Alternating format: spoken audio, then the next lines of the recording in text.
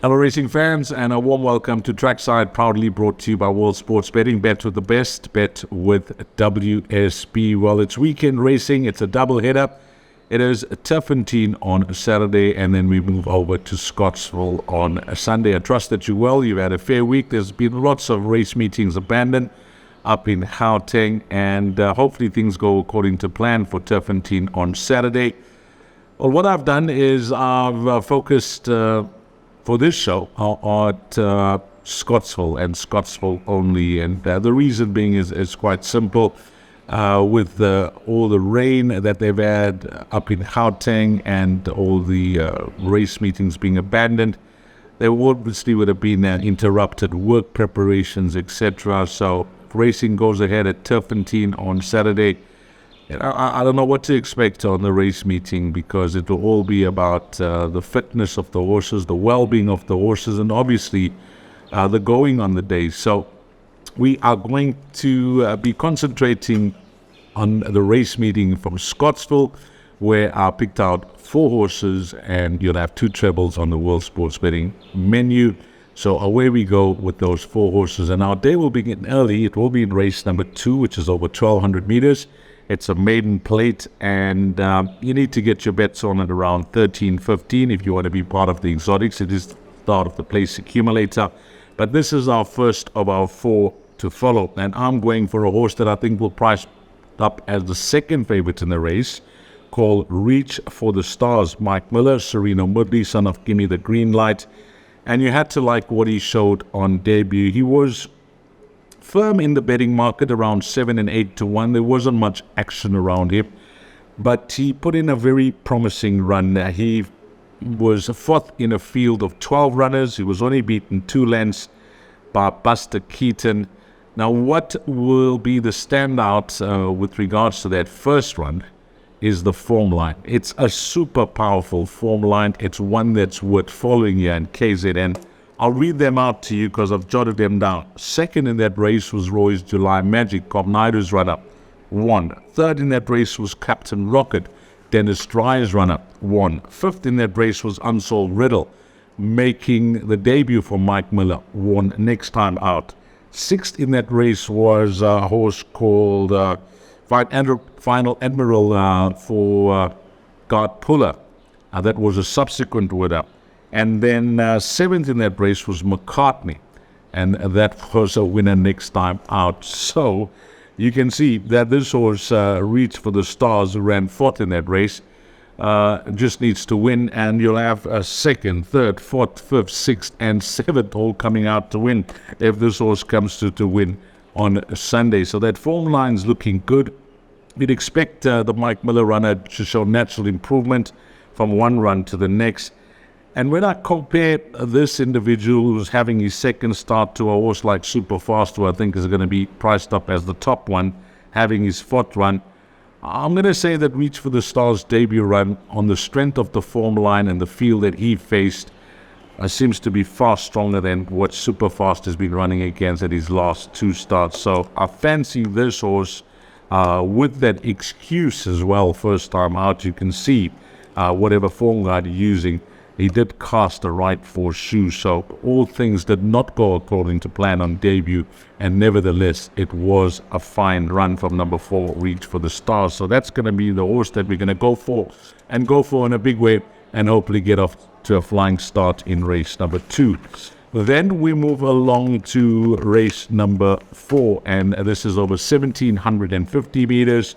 It's a low E division, fillies and mares, 63 handicap. And there's some form to work around here. But the runner that will have to keep you interested on that last start is number 1, Sea Goddess, Louis Courson's run-up. Now, after she cracked that maiden win, her next 3 starts she didn't show much, but it was really nice to see her bounce back with a bang last time out. And she was at any price. She was at 100 to 1, drawn 11 out of the 12 runners. She came from last in the fastest finish to get very close to Escapologist, who went back-to-back after shedding that maiden from the Mark Dixon stable, and that was a really good run. It's a massive, big draw swing around for her. Drawn 11 out of 12. She's now drawn pole position. And I'm just hoping that draw is not wasted this time round, because the last time out she was, just given a patient ride from that draw, and you saw the finish that she put in. If she's within striking distance, say in the first half of the field from draw 1, and she can produce the same finish she showed last time out, I think it'll take a good horse to match her over the final 400 meters, number 1, Sea Goddess. So all I'm saying is that I'm hoping she can confirm that huge improvement shown last time out, and she'll have a strong winning chance here. Race 4, number 1, Sea Goddess. Then we go to race number 6, and this is over 1,200 meters. It's a D division class, merit-rated 70 handicap, and another race that looks competitive. You can make a case for a few of the runners, but the runner that I like here is going to be at a fair price, I suspect, called Joshua Hotsnake from the Wendy Whitehead stable. A 3-time winner, won twice over the distance, one over the course and distance. And if you have a look at him in the flesh, or you get a chance to even watch him on the monitor, he's a horse that is a smashing looking individual. He'll always grab your attention, always superbly turned out from a very informed stable of Wendy Whitehead. And last time out, I thought it was a fair effort, considering that things did not go according to plan in the running. He wasn't beaten too far by Give Me a Rainbow. From that form line, Purple Operators come out to win. His penultimate start, he got really close to High Velocity, and High Velocity, we know, has since come out to win again for the Guard Puller stable. And last in that race was Hippocrates, who won midweek for the Dennis Dry stable. So his form lines are looking good, they're looking bright. And on his recent form, he's been mostly kept to, Greyville.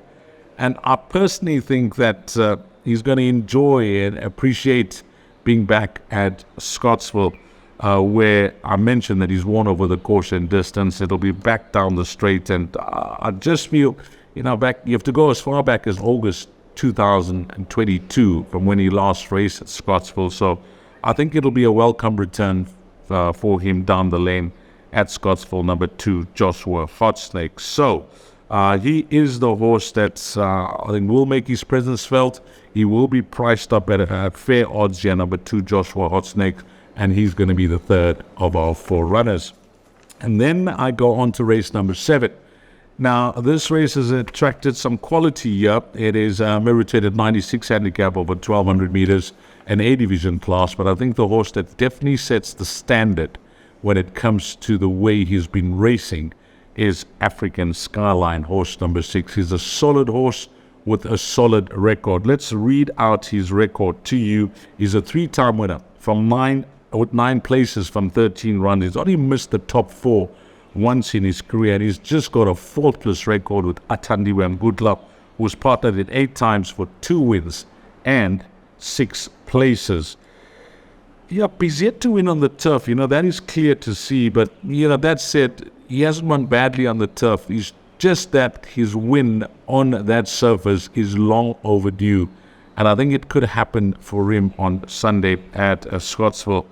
I'll make him the one to beat his last 2 runs, with no disrespect to the winners, Black to Black and Captain Fontaine, but he's been a touch unlucky in both those races. I think if things just went a little in his favor, he could have won both those races. But nevertheless, he's here to possibly put another honest, big, bold performance in number 6, African Skyline, because that's what we know he's capable of doing. He never runs a bad race. He's always going to get you a run for your money. So race number 7, horse number 6, African Skyline, is the horse that sets the standard. And I think the right horse to be priced up at top of betting boards, and no doubt the horse to beat. Race number 7, horse number 6, African Skyline. So that is a wrap, guys. I've given you 4 horses to follow. We're concentrating on Scottsville only for trackside for the Sunday because, as I've mentioned at the top of the show, with all the rain up in Gauteng, the interrupted preparations, etc., the going on the day, well, it could be a race meeting where you could get any type of results come Saturday. But wherever you're playing over the weekend, I hope that it all works out for you and things go according to plan. And I wish you all the best. And as always, on behalf of World Sports Betting and the team at Trackside, we thank all the punters, but more importantly and more especially, we thank you, the valued customer. Until we meet again, have a blast, make a huge profit, find all the winners. Until next week, you take care. Salani Gaste.